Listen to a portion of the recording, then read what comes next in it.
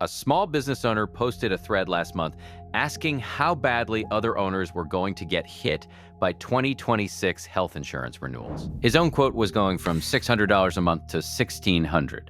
Same family, same bronze plan, $15,000 deductible. Nearly 20% of his income gone before the year even started. The thread filled with nearly 500 comments from other owners watching the same thing happen. One in their early 60s said one spouse would have to keep working forever. Another said Cigna had quoted a 45% increase. A construction LLC owner said his 3-employee plan had jumped 25%, and he could not sustain it. The frustration was the same in every reply, and the realization underneath the frustration was also the same. Most of these owners thought they had two choices: buy a traditional group plan or offer nothing. By the end of this video, you will know all 6 of the legal coverage models available to a U.S. small business in 2026. The team size each one fits, the regulatory traps that catch owners who pick the wrong one, and the budget framework that tells you which structure your business should actually be using. The numbers behind those Reddit posts come from the Kaiser Family Foundation's 2025 Employer Health Benefits Survey, the most comprehensive annual data on employer-sponsored coverage in the United States. The average family premium reached $26,993 in 2025, up 6% year over year. Single coverage hit $9,325, up 5%. That was 2025. For 2026, the Peterson KFF Health System Tracker, which monitors small group market filings across 318 insurers nationwide, projects a median premium increase of 11%. Roughly 10% of insurers have proposed increases above 20%. Mercer's separate forecast estimates total employer-sponsored coverage will exceed $18,500 per employee in 2026, a jump that significantly outpaces both wage growth and inflation. The squeeze on employees is even more visible in the small business segment. KFF found that 28% of covered workers at small firms with family plans contribute more than $12,000 a year out of their own pocket toward the premium. 29% contribute more than half the total family premium. Small business owners often think they are offering competitive benefits, while the same employees are quietly looking at every job posting that mentions a PEO. Across 60 Reddit threads in the small business community, the same patterns repeat. Owners considering W-2 jobs purely for the insurance. Owners whose spouses keep nursing or hospital jobs they hate because the family relies on the coverage. Families of 6 who have gone 3 years without insurance because the math stopped working. And underneath all of it, a deep cynicism about insurer profits. Owners are quick to mention that the top 8 health insurance companies cleared $82 billion in profits in 2024. The reason this is getting worse right now is structural. Healthier organizations are moving away from traditional group plans toward individual reimbursement models, leaving the small group risk pool concentrated with higher utilization members. Health policy researchers call this morbidity deterioration.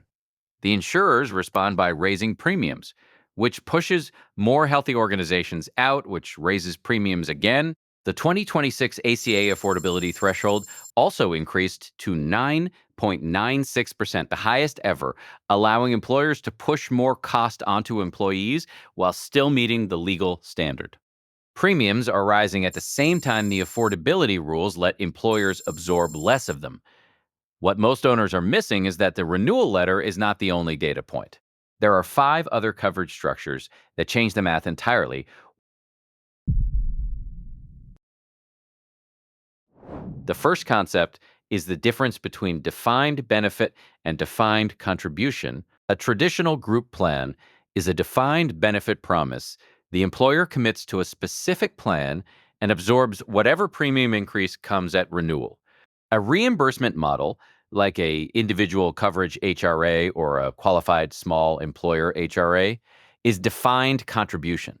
The employer commits a fixed dollar amount per employee per month, and the employee uses that money to choose their own plan in the individual marketplace. When small group premiums are rising 11 to 25% a year. Defined benefit means the employer eats that volatility. Defined contribution means the employer's cost is locked.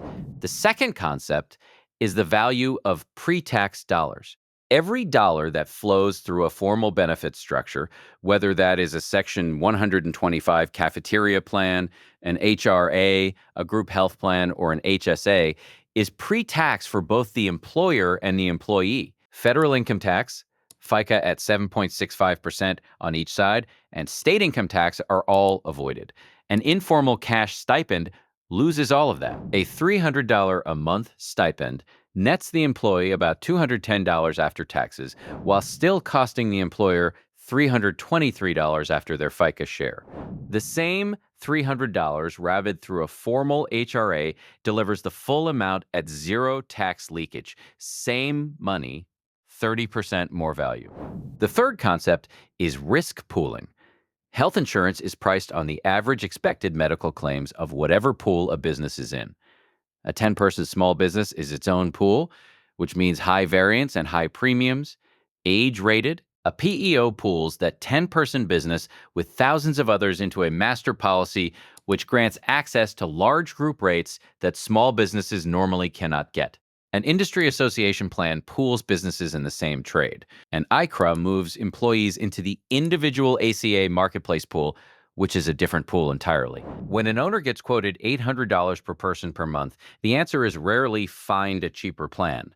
The answer is usually you are in the wrong pool. The fourth concept is that the right structure depends on team size and state. A QSEHRA is only available to businesses with fewer than 50 employees that do not offer a group plan. The small business healthcare tax credit caps out at 25 full-time equivalent employees with average wages under approximately $63,000. The ACA employer mandate kicks in at 50 FTA. ICHRA works at any size.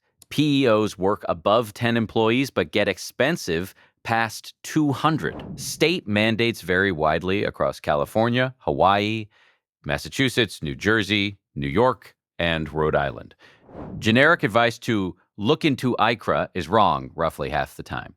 The right structure for a 5-person team is different from the right structure for a 35-person team, and both differ from a 50-person team. The fifth concept ties it all together. Whatever structure sits on top, a Section 125 cafeteria plan should usually sit underneath it. Section 125 is the IRS provision that allows employee contributions to premiums to be paid pre-tax.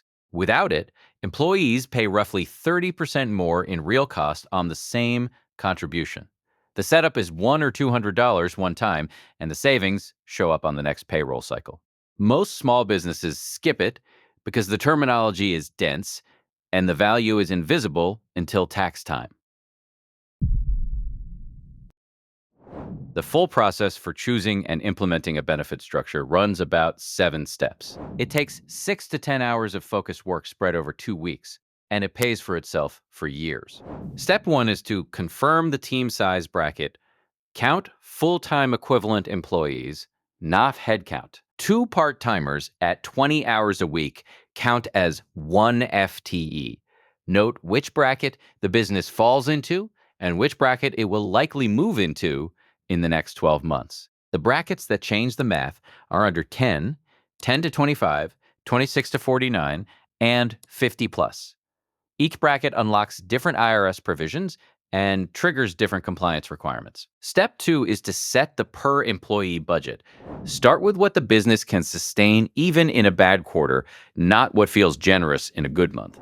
Health benefits become a retention disaster the first time they get cut.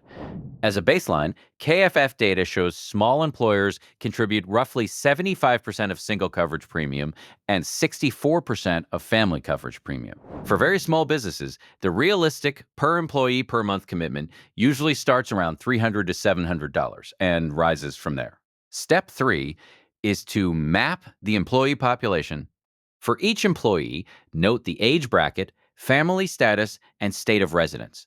A remote-first team with employees living in 5 states is a much better fit for ICHRA than a single location team where everyone is in the same metro. Age spread also matters because group plans are age-rated And ICHRAs allow up to a 1-to-3 contribution ratio between oldest and youngest employees. Step 4 is to pick the structural model. For a 2 to 9 person team in a single state with a similar age range, a QSEHRA is often the cleanest fit.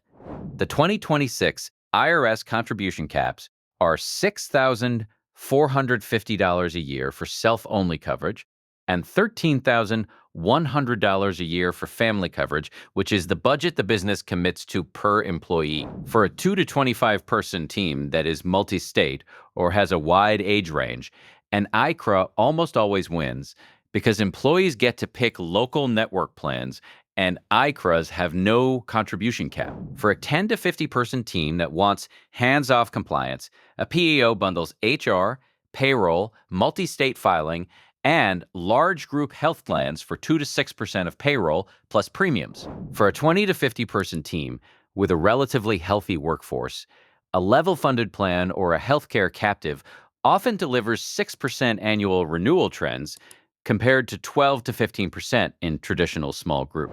Step 5 is to get 3 apples-to-apples quotes.